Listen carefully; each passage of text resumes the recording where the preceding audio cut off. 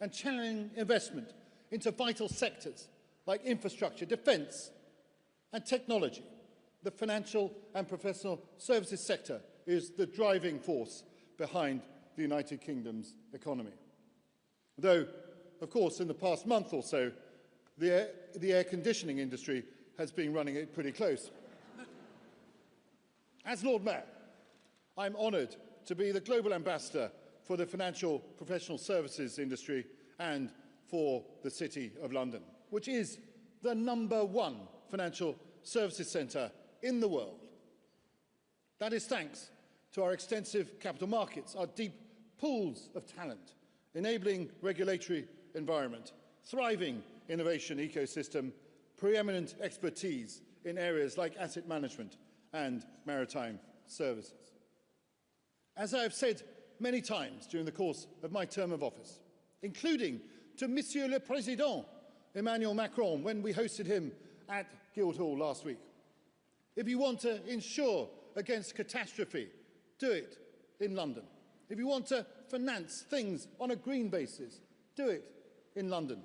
If you want to raise debt or equity for your businesses, do it in London. If you want to fall out with your partners, sue them in London. Yet, while the financial and professional services sector is the driver of our economy, I would argue that we have been on autopilot for far too long. My former boss, Christine Lagarde, once said, "The financial industry is a service industry, and it should serve others before it serves itself." How much more impact could the financial and professional services sector have if we overcame our almost pathological aversion to risk-taking and proactively pursued growth? If we really considered how to serve others before we serve ourselves. With the Office of Budget Responsibility's warning of the daunting risks to the public finances from rising debt ringing in our ears, we need to accept that sustainable growth cannot come from the public purse alone. The financial and professional services sectors have an important role to play. Tonight, I'd like to give you an update on the steps that we have taken to drive growth and competitiveness through my mayoral theme, Growth Unleashed. It is an unabashed call to be bolder, to think smarter and take off the handbrake. Growth Unleashed is a culmination and the next logical step of the many significant reports and initiatives that have sought to address stagnant growth and encourage positive risk culture in recent years.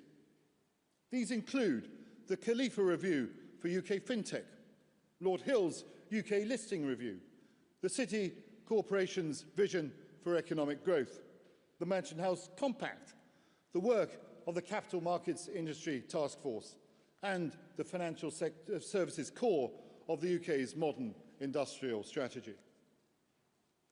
As you may have seen from the nifty schematic on the back of your menu card, Growth Unleashed marshals the work of the remarkable authors of those works and turns them into action. Under the central arrow, Mayoralty in Action, you can see the initiatives that we are pursuing during the course of this year, which point toward two key outcomes: increased jobs and growth, and better outcomes for long-term savers and pensioners.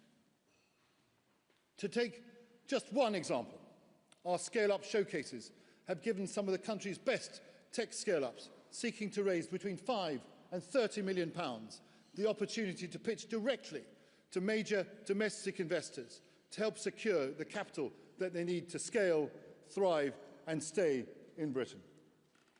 These events have been enormously popular with British tech companies and also with potential investors alike. They have filled the gap as we urgently need to scale up the number of scale-up events that we have. We look forward to building on this to support the new FinTech scale-up unit within the PRA and the FCA. We will also partner with the British Business Bank and Innovate Finance, engaging industry groups across the United Kingdom to address the challenges British fintechs face in accessing capital. Of course, initiatives like our scale-up showcases are just one part of the jigsaw puzzle. I've been clear that if we are serious about achieving greater growth, increased private investment, economic and regulatory reform must be complemented by a reform of our mindset. Henry Kissinger frequently said that the pitfall that often besets a country or a sector is self-doubt. I have argued that the financial and professional services sector is the first place to find growth in our economy. The buildings are already built. The people are already trained. The regulatory system is developing rapidly to remain absolutely world-class. The missing ingredient, everybody, is confidence.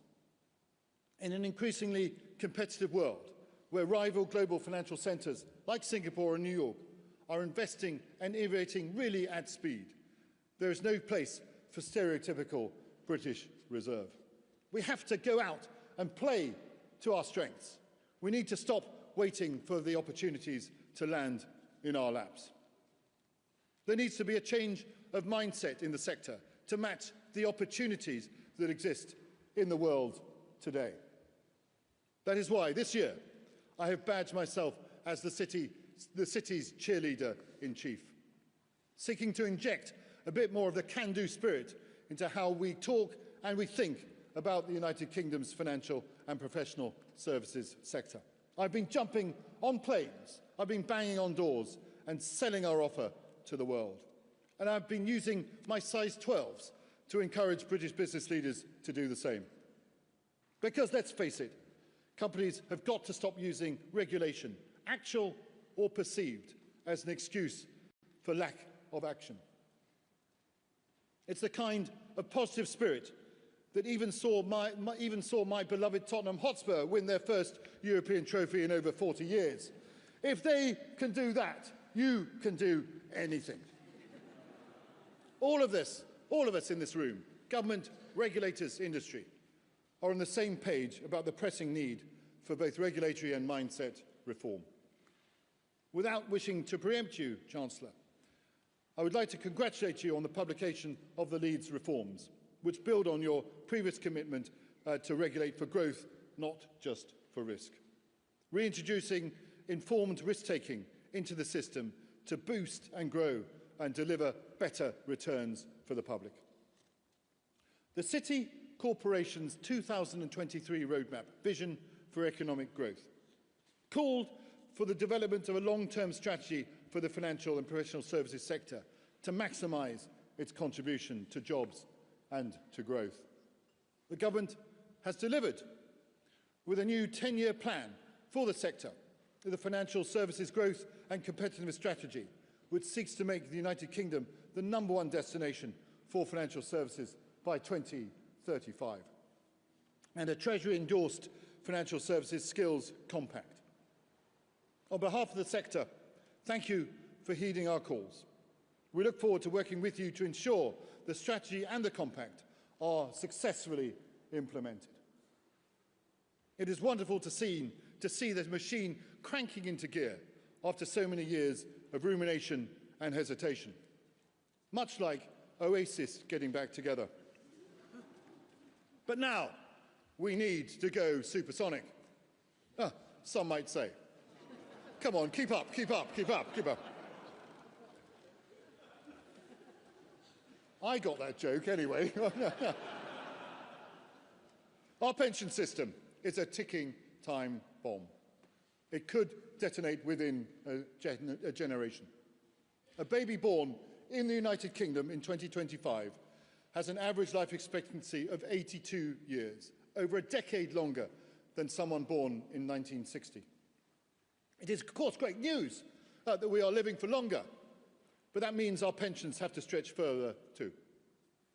Recent research found that an astonishing 2 in 5 workers are at risk of being unable to cover their basic needs in retirement. How do we remedy this situation? The answer is, of course, to ensure people's cash is working at maximum capacity. Estimates suggest that a 22-year-old new entrant into a default DC scheme with just a 5% allocation to unlisted equities could achieve a 7 to 12% increase in their total retirement savings. Building on the remarkable work of my predecessor, Sir Nicholas Lyons, through the Mansion House Compact, and then complementing the government's wider pension reforms, the Mansion House Accord is a commitment of 17 of our largest workplace pension providers, representing 90% of the default DC universe, to allocate 10% of default DC funds to alternative investments by 2030. At least half of that will be invested here in the United Kingdom and the rest around the world. That is unlocking up to £100 billion of investment for major infrastructure projects, clean energy and exciting scale-ups. The Accord means that British pension savers will have a stake in our nation's growth, but it also has the added benefit of making these investments more attractive for international investors also. Potential international partners tell me that they want to invest in the United Kingdom, but with some honourable exceptions, many of whom are in this room, there is a lack of domestic equity providers in size to act as domestic lead investors into those infrastructure projects. The Accord helps to fill that need and also creates the opportunity for British pension funds and international investors to go hunting together for exciting investment opportunities in unlisted equities and other alternative asset classes across the world, as well as here in the United Kingdom. On the subject of which, I'd like to wish a warm welcome to perhaps my friend, His Excellency Khalid Al Falih, the Saudi Investment Minister. It's a joy to have you here, sir. Thank you. Thank you.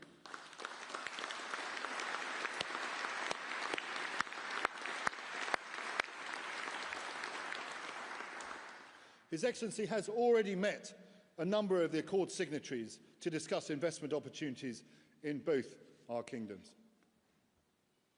When international investors do invest here in the United Kingdom, they will soon be supported by a new concierge service within the Office for Investment, a public-private partnership investment hub we recommended to government to unlock £10 billion in additional financial services investment by 2030.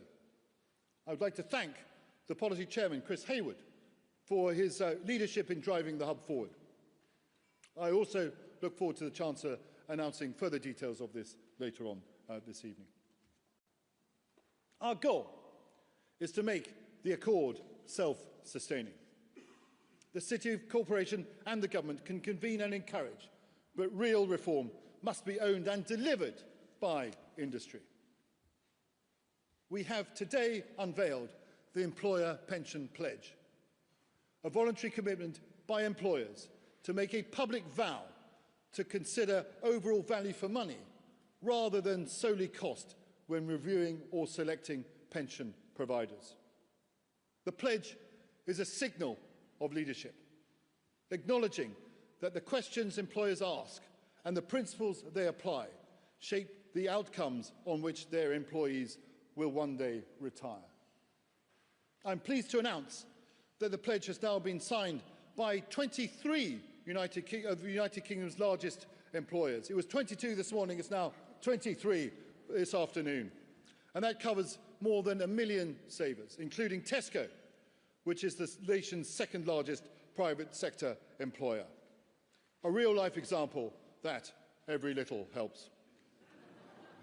I got that joke as well. I hope you did. The pledge is also supported by some of our biggest business bodies, including the CBI, the IOD, FSB, British Chamber of Commerce, Make UK and REBA. I know several more employers are currently reviewing the terms of the pledge, and I hope and expect that many large companies will soon join this movement before too long. My message to all British employers tonight is this: the direction of travel is clear. You can either lead the way or you can get left behind. This is the moment to show that you can care not only about your employees' present, but also about their future. I urge all those companies who have not yet signed this pledge to do so without delay. To support the Accord and the pledge, we also today are announcing the launch of a professional education plan, magnificently supported by the CISI, and Michael Colfontaine is here as the chair of that organisation. And it's backed by the Chartered Body Alliance, other leading professional bodies, and also by universities. The plan will give pension trustees, managers and policymakers throughout the pension value chain the tools and the confidence that they need to invest more productively. Wonderfully, these professional bodies have all committed to offer this training at cost for the benefit of the British economy. That is a real commitment from them, for which I am most grateful. The Accord, the Pledge and the Education Plan represent bold commitments from the financial industry to serve others before it serves itself. But we can go further to help British households secure their long-term financial future. We know that British savers have far less participation in capital markets than their international peers, with Britons currently holding £280 billion in accounts earning no interest at all. So, Chancellor, I welcome your intention to create a new retail investment culture here in the United Kingdom, with the announcement of a new industry-led campaign to give working people the information and support that they need to start investing in stocks and shares to grow their savings once again. This is something for which I've been calling and will complement the Financial Conduct Authority's proposed shake-up of the financial advice market. This would mean that companies can provide guidance to people sitting on too much cash to put something into shares to get better returns over time. From the schematic, you will also be able to see that I have kick-started an important conversation on how chief risk officers can unlock value through responsible risk-taking. Creating a new first-of-its-kind network with the help of BoE's Business School. It will bring together CROs from across the country to share insights, to build community, and also to help shape the future of risk leadership here in the United Kingdom. This network will encourage firms to take additional, calculated, sensible risk. This complements our wider work on a report from A&O Shearman called Regulating for Growth, which outlines the steps that we can take to enable a more responsible risk-taking atmosphere across the economy. I would like to thank the government for taking action on our recommendation on consumer duty and on wholesale firms, with the view to boosting competitiveness and also streamlining regulatory requirements, a clear signal of a new approach to risk. As the global ambassador, not just for London and the South East, but the entirety of the United Kingdom's financial and professional services sector, I want to see investment flowing into all parts of the country. An example is that we are working with Scottish Financial Enterprise to showcase investment opportunities in major Scottish growth sectors to around 150 investors from around the world at our Scottish Investment Summit in October.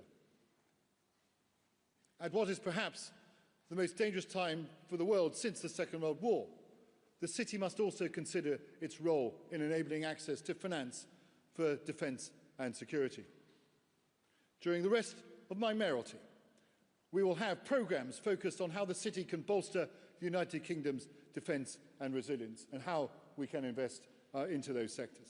And this complements the City of London Police's tireless work to ensure our physical and economic security as the national policing lead for fraud, economic and cybercrime.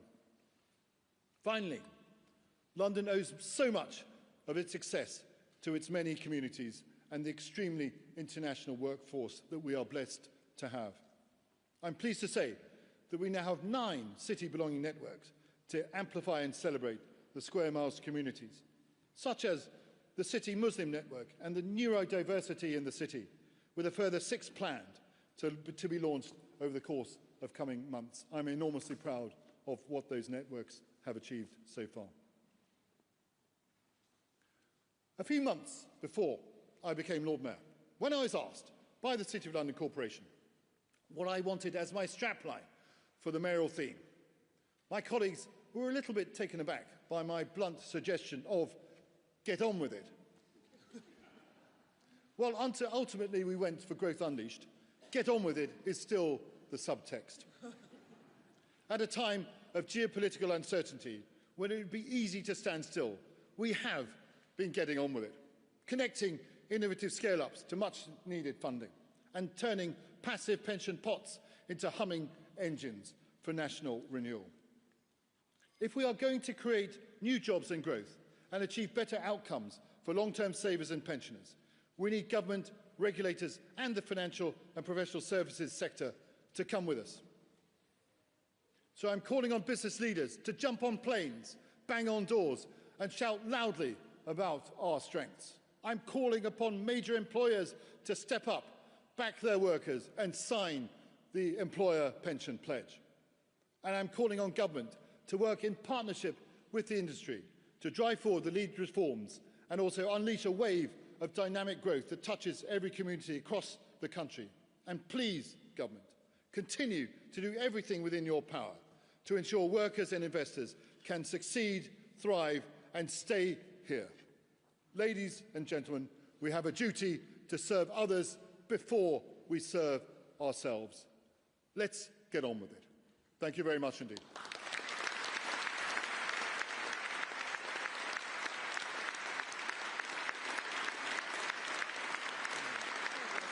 Oh, thank you. Thank you.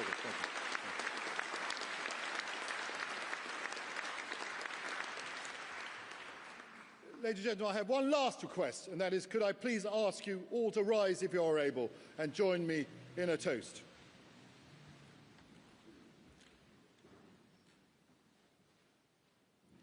The toast is the prosperity to the public purse and the health of the Chancellor of the Exchequer. The Chancellor.